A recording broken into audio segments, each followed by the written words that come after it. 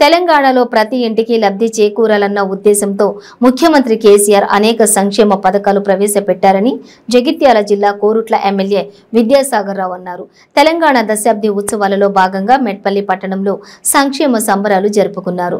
ఈ ఉత్సవాలలో జిల్లా అదనపు కలెక్టర్ లత, ఎమ్మెల్యే విద్యాసాగర్ రావుతో పాటు అధికారులు, ప్రజాప్రతినిధులు పాల్గొన్నారు.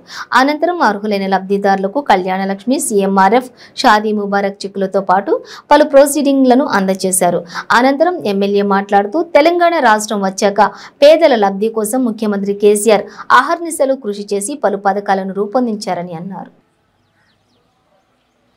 మనందరికీ ఫలాలు అందించే క్రమంలో నెక్స్ట్ ఆసరా కార్డుల పంపిణీ ప్రస్తుతం కుల వృత్తుల వారికి 100% సబ్సిడీతో ₹1,00,000 లోన్ యొక్క హఫీజా పెద్దాపూర్ మొహమ్మద్ చాంద్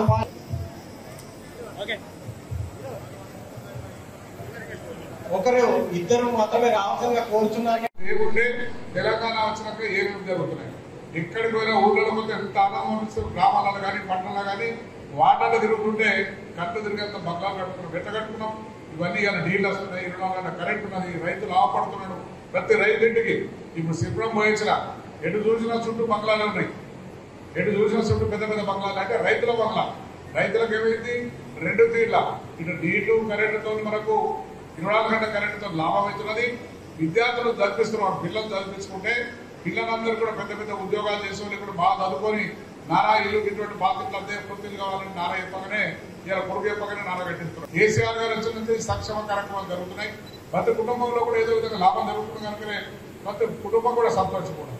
ఉన్నాయి ఇంకా కొన్ని అక్కడక్కడ ఇంకా బీడీ పెన్షన్ 2018 వరకు పిఎఫ్ ఉన్న వాళ్ళకి కొంతమంది రాలేదు. అవి కూడా తొందరగా ముఖ్యమంత్రి గారు క్లియర్ చేస్తామని